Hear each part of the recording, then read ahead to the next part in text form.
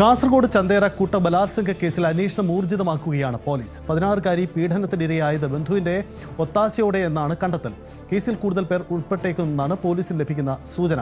വിദേശത്തേക്ക് കടന്ന പ്രതിക്കായി lookout notice പുറപ്പെടുവിക്കും. നിലവിൽ 15-കാരനടക്കം 5 പേരാണ് ഈ കേസിൽ പ്രതികളായിട്ടുള്ളത്. ഇതിൽ 2 പേർ പിടിയിലായിട്ടുമുണ്ട്. കെ.വി. ബൈജു കാസർഗോഡ് നിന്നും ചേരുന്നുണ്ട്. ബൈജു, എന്താണ് ഈ കേസിന്റെ അടിസ്ഥാനം? പോലീസിന്റെ അന്വേഷണം എങ്ങനെ പുരോഗമിക്കും? സൈത്തെ, അങ്ങേയറ്റം ഞെട്ടിപ്പിക്കുന്ന വിവരങ്ങളാണ് ഇപ്പോൾ പുറത്തു വരുന്നത്. അതായത് ചന്തേര പോലീസ് സ്റ്റേഷൻ പരിധിയിലാണ് 16 വയസ്സുകാരിയെ ഇത്തരത്തിൽ 1 വർഷത്തോളമായി നിരന്തരം ലൈംഗിക പീഡനത്തിനിരയാക്കിയെന്ന് പറയപ്പെടുന്നത്. അത് ഇതിൽ കൂട്ടമായി ഉണ്ട്.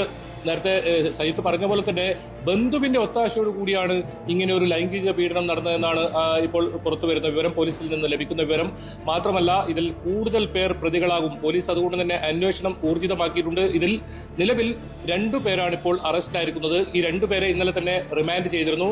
ജുഡീഷ്യൽ കസ്റ്റഡിയിലുള്ള ഇവരെ പോലീസ് കസ്റ്റഡിയിൽ ആവശ്യപ്പെട്ട് അപേക്ഷ നൽകിയിട്ടുണ്ട്. ഇവരെ കൂടുതൽ ചോദ്യം ചെയ്യുന്നതാണ് പോലീസ് വ്യക്തമാക്കുന്നത്. എന്തായാലും ഇതിൽ ഒരു 15 വയസ്സുകാരൻ കൂടി ഉൾപ്പെട്ടിട്ടുണ്ട് എന്നതാണ് ഞെട്ടിപ്പിക്കുന്ന ഒരു വസ്തുത. അതായത് അയൽവാസിയായ 15 വയസ്സുകാരൻ കൂടി ഈ പെൺകുട്ടിയെ പീഡിപ്പിച്ചിട്ടുണ്ട് എന്നാണ് പറയുന്നത്. അതോടൊപ്പം ഒരു പ്രതി ഇതിൽ നിന്നും ഏതാനും മാസങ്ങൾക്ക് മുൻപ് വിദേശത്തേക്ക് കടന്നിട്ടുണ്ട്. റാഷിദ് എന്ന് പറയുന്ന ഈ പ്രതിക്കായി ലുക്കൌട്ട് സർക്കുലർ ഇറക്കാനുള്ള ഒരുക്കത്തിലാണ് ഇപ്പോൾ ചന്തേര പോലീസ് ഉള്ളത്. എന്തായാലും ബുധനാഴ്ച വൈകിട്ടോടു കൂടിയാണ് ഈ പെൺകുട്ടിയെ കാണാതാകുന്നത്. പിന്നീട് പോലീസും നാട്ടുകാരും വലിയ തോതിൽ തെരച്ചിൽ നടത്തുകയും ഒടുവിൽ തൃക്കരിപ്പൂർ റെയിൽവേ സ്റ്റേഷൻ പരിസരത്തു നിന്നും ഈ പെൺകുട്ടിയെ കണ്ടെത്തുകയായിരുന്നു. പിന്നീട് പെൺകുട്ടിയെ വിശദമായ മൊഴി രേഖപ്പെടുത്തിയപ്പോഴാണ് ഇത്തരത്തിൽ പീഡന വിവരം പുറത്തു വരുന്നത്.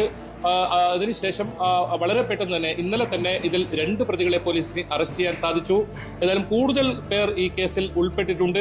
അതുമാത്രമല്ല, ഇത്തരം സ്ഥലങ്ങൾ കാസർഗോഡ് ജില്ലയ്ക്ക് പുറമെ മറ്റ് ജില്ലകളിലേക്ക് ഈ പെൺകുട്ടി എത്തിച്ചിട്ടുണ്ടോ എന്നതും പോലീസ് അന്വേഷിക്കുന്നുണ്ട്.